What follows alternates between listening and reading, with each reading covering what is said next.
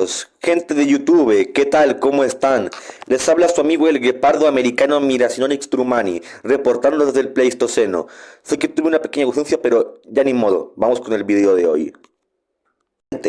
Gente, hace aproximadamente 250 millones de años, el periodo pérmico terminó trágicamente cuando la Tierra se abrió en Siberia y empezó a expulsar lava durante 1 millón de años. Conocido como la Gran Mortandad, este evento de extinción rápidamente convirtió un planeta Tierra fértil y próspero en un planeta casi sin vida, en un planeta casi inerte. Más del 90% de los seres vivos se extinguieron para siempre. Pero esta historia nos cuenta lo que ocurrió después. La era mesozoica comenzó hace 250 millones de años, con su primer periodo, el Triásico. En un mundo verdaderamente post-apocalíptico, después de que la Tierra pareciera casi un desierto total, después del trauma sufrido durante la Gran Mortandad.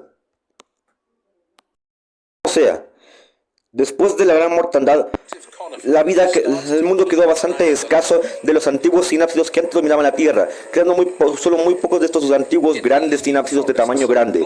Entre ellos cabe destacar sin duda al género Lystrosaurus.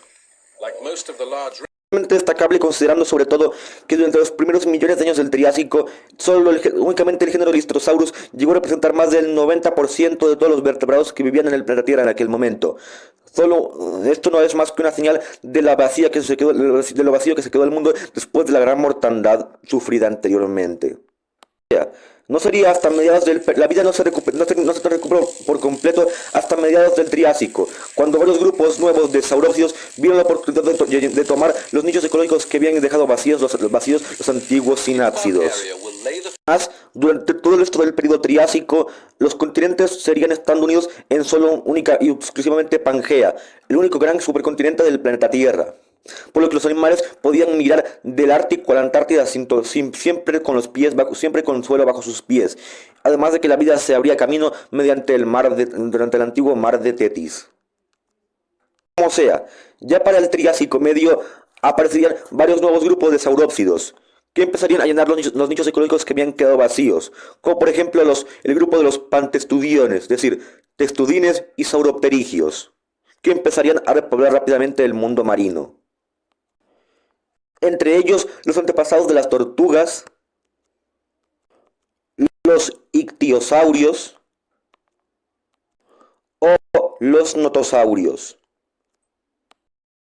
Un nuevo linaje dentro de los vertebrados, los arcosaurios. Como sea, mientras tanto en tierra firme aparecería un nuevo linaje dentro de los vertebrados, los arcosaurios, los cuales rápidamente empezarían a reemplazar a los antiguos grupos de terápsidos, convirtiéndose en los vertebrados terrestres dominantes en tierra firme, como por ejemplo antepasados y primos lejanos de los cocodrilos modernos, como por ejemplo los temibles miembros del género Postosuchus. Algo más tarde aparecería también el grupo Ornitodira, es decir, antepasados de los primeros pterosaurios y dinosaurios. Aunque a decir verdad, cabe destacar que los primeros dinosaurios que aparecieron durante este periodo eran más bien de tamaño pequeño y cuerpo más bien delgado, como por ejemplo los géneros Eoraptor,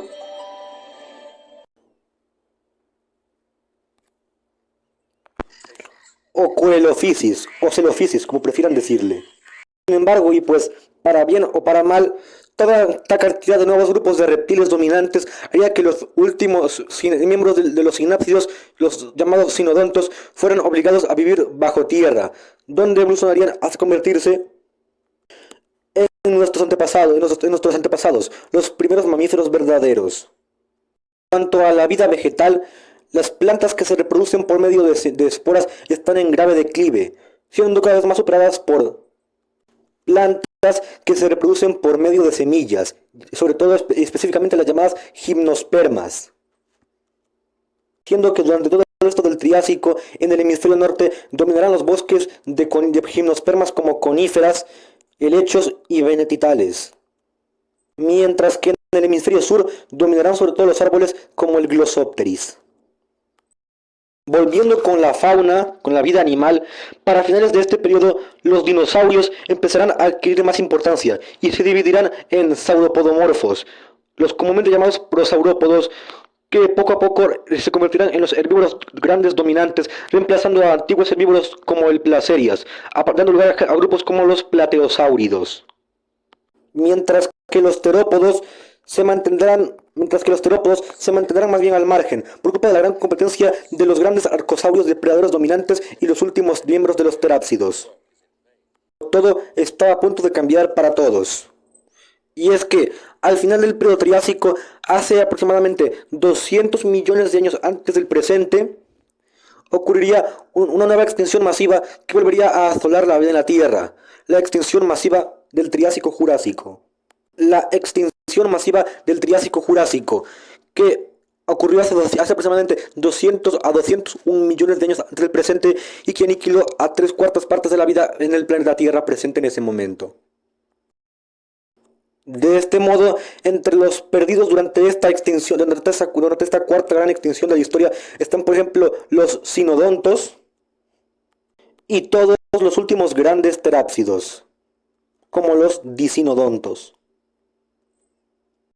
Dejando así, de este modo, a los últimos miembros con vida del antiguo linaje de los sinápsidos, a nosotros, los mamíferos. Otra fauna que murió estaba, por ejemplo, los grandes arcosaurios depredadores dominantes del periodo, como por ejemplo los fitosaurios, los aetosaurios herbívoros, o a los temibles depredadores del grupo de los rauisuquios. Sin embargo, los dinosaurios, que sufrieron menos bajas en comparación, estaban listos para convertirse en los nuevos amos, dueños y señores del planeta Tierra durante los próximos 165 millones de años de historia evolutiva. Como sea, aquí termina el periodo Triásico y comienza el Jurásico. El Jurásico comenzó hace 200 millones de años, después de la gran extinción comentada anteriormente.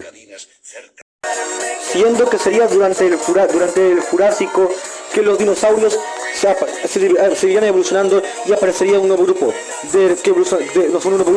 los ornitisquios, que evolucionaron hacia mejores herbívoros, como por ejemplo este de aquí, el Heterodontosaurus. También durante el Jurásico aparecería su grupo dentro de los ornitisquios, los tirióforos, como por ejemplo este Celidosaurus, que todavía aún eran bastante basales.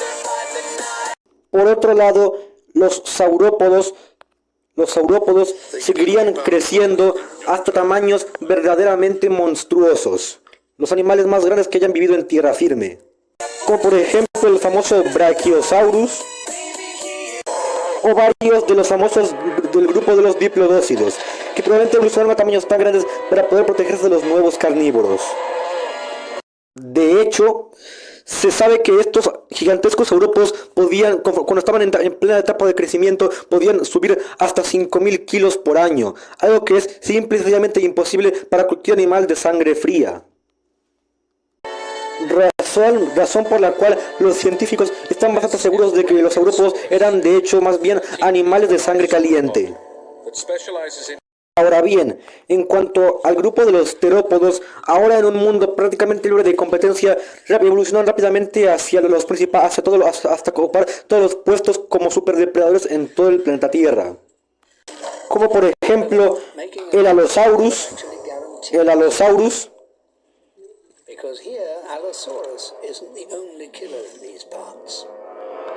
o el gigantesco Saurophaganax.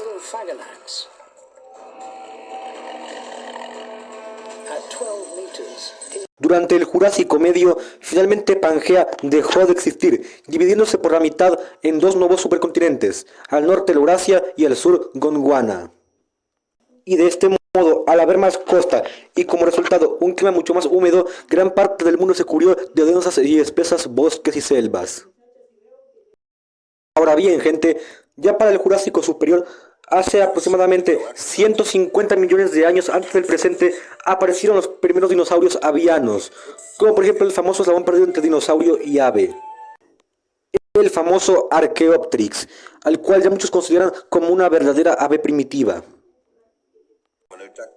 Sin embargo, estas primeras aves no eran ni de lejos los verdaderos amos del aire. Este título le correspondía a los antiguos reptiles voladores, los pterosaurios, los cuales desde hace mucho tiempo volaban por todo el planeta Tierra, como por ejemplo el famoso género Pterodactylus.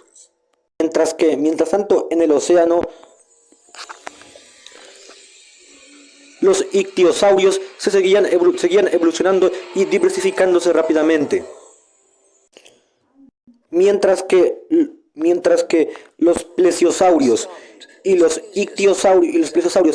pliosaurios se convirtieron en los depredadores alfa del océano. Como por ejemplo el temible monstruo marino Pliosaurus funkei, alias el Depredador X.